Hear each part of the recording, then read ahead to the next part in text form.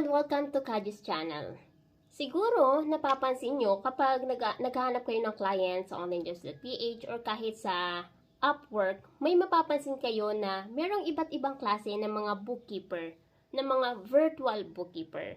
So ngayon, minsan siguro naisip mo, saan ka ba doon? Anong klase ba ng bookkeeper ka belong? So kung interested kang malaman kung ano-ano yung mga klase ng mga virtual bookkeeper and saan ka bang category nagpo-fall, please keep on watching until the end. Do not skip para wala kang ma-miss na tips and tricks na i-share ko throughout the video. So without further ado, let's get started!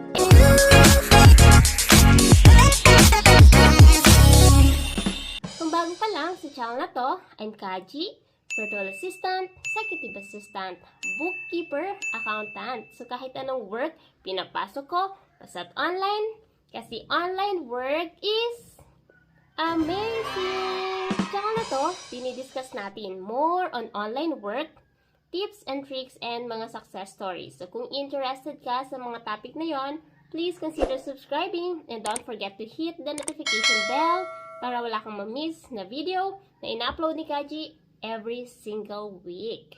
So, in total, there are 4 common types ng isang virtual bookkeeper. And each type ng virtual bookkeeper ay may kanya-kanyang set of experiences and skills, okay? So, ngayon, i-discuss natin ano-ano ba yung mga 4 na type ng isang virtual bookkeeper and saan ka ba nagpo-fall doon, okay? Minsan kasi sa isang job post, may makikita kayo looking for full-time bookkeeper. And that is one type of virtual bookkeeper, full-time, okay? Pag sinabi natin full-time, naka-focus ka or you are employed sa isang company lang, okay? So, kapag ikaw ay full-time virtual bookkeeper, hindi ka maaari or may restriction ka sa pagkuha pa ng ibang bookkeeping clients, okay? Kapag full-time ka, you are spending 8 hours a day para sa isang company. Kasi you are working for them full-time. Okay? Sinabi din natin na full-time virtual bookkeeper, para din sila na, or para din tayo na parang office bookkeeper or, you know, yung pumupunta sa office to do their work. Except na, as a virtual bookkeeper, we are working from our home. Okay? We usually work during business hours. Okay? Karamihan ng mga full-time virtual bookkeeper na inaas ng employer or ng company to work during their business hours. So, kung ang client mo ay nasa EST, then possible na mag-work ka sa kanilang time zone. Okay? So, that is night kung sa ating time natin i-convert yung EST time. Okay?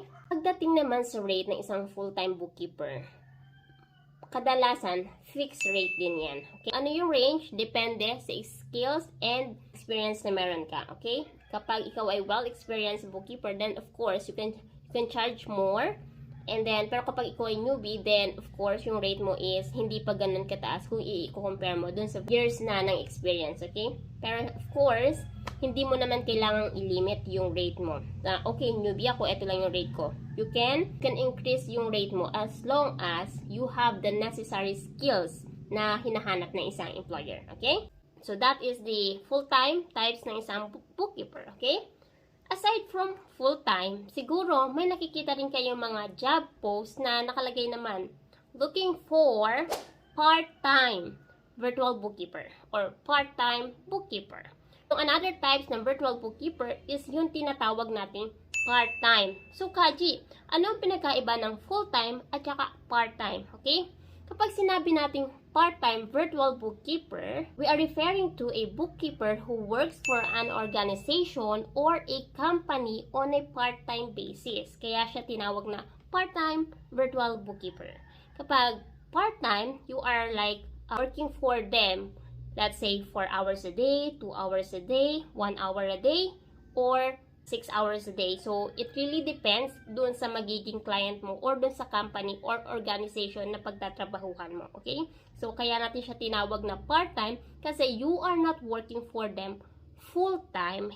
And, kung kanina, nabanggit ni Kajea na kapag ikaw ay employed full-time sa isang client, then merong restriction to work with other company.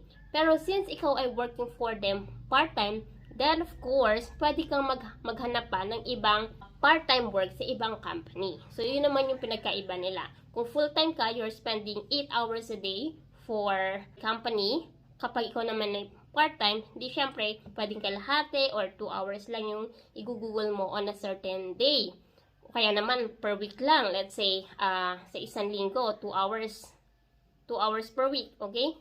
Especially kapag yung company na workan mo ay small company pa lamang. Okay? Sa part-time naman, when it comes to working hours, pwede mo siyang kadalasan sa experience ni Kajea, kapag part-time bookkeeper ka, kadalasan ang working schedule mo ay hindi naman kailangan na nasa time zone ng client mo. As long as you can finish the report or you can deliver the report that they're asking for, then of course, you can do yung task sa oras na gusto mo.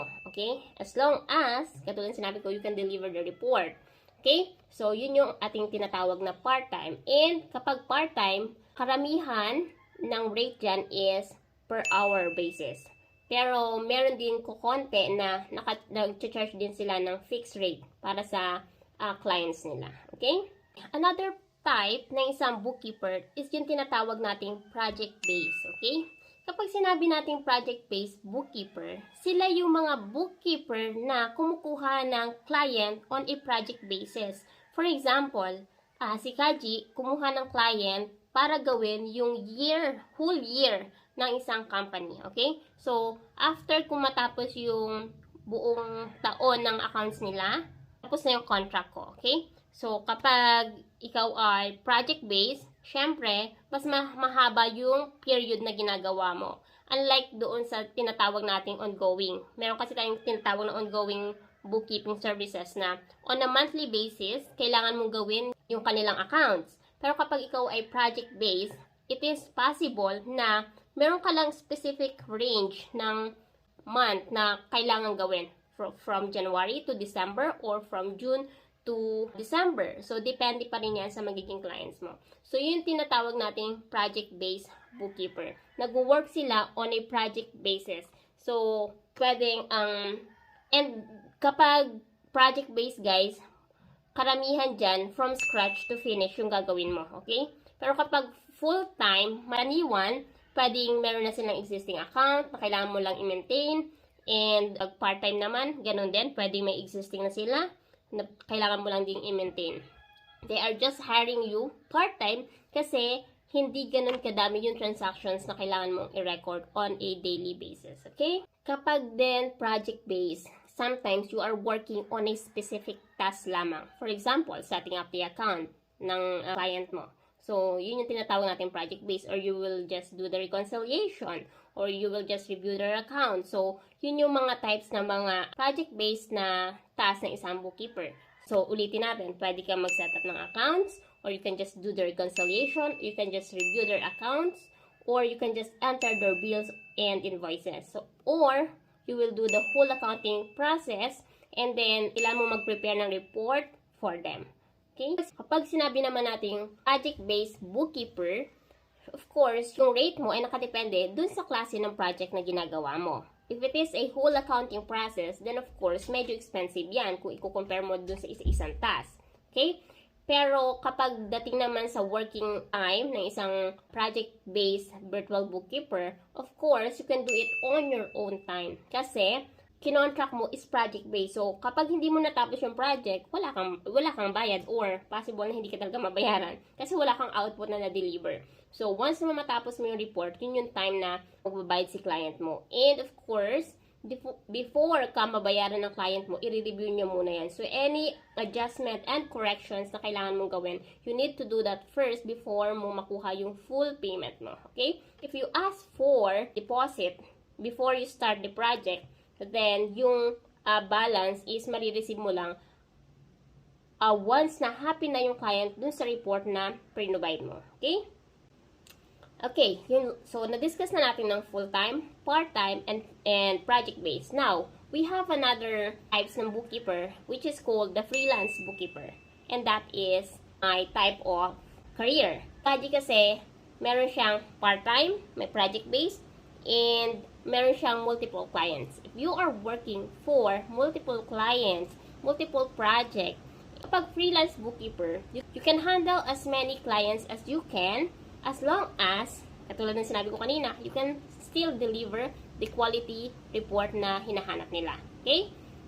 If you are a freelance bookkeeper or freelance virtual bookkeeper, yung rate is, kung si Kajea ang tatanungin mo, yung rate ko is binibase ko rin, of course, doon sa klase ng industry ng clients ko.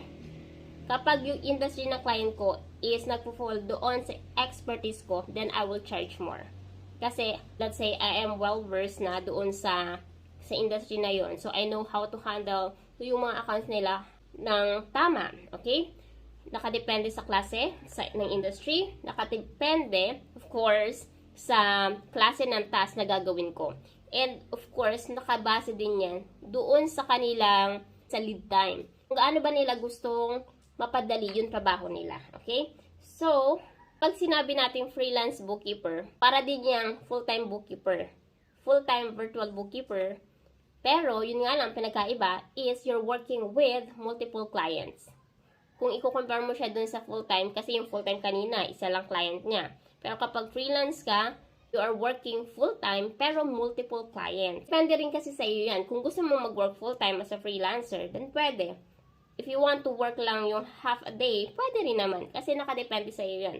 You can decide on how many clients ang gusto mong kunin, ilang income yung gusto mong ma-earn sa isang month. So, nakadepende lahat sa iyo yan.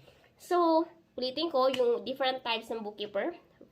Full-time bookkeeper, part-time virtual bookkeeper, the project-based virtual bookkeeper, and the freelance virtual bookkeeper. So, yun yung apat na uri ng bookkeeper. So, my question is, saan ka sa kanila? Or, ano yung gusto mong maging kapag nag-succeed ka? Or, for example, you're just starting out sa career na to. Ano yung gusto mong maging na bookkeeper? Gusto mo ba maging full-time, part-time, project-based, or freelancer? So, I'm really looking forward na makita yung mga comments nyo para malaman ko kung gaano ba kadami yung gustong maging freelancer or maging full-time. And sana meron kayong nakuhang idea sa video na to. And if you want Kajea to create more videos like this, please comment below yung topic na gusto mo so I can create a video for you. And I'll see you on my next video. Bye!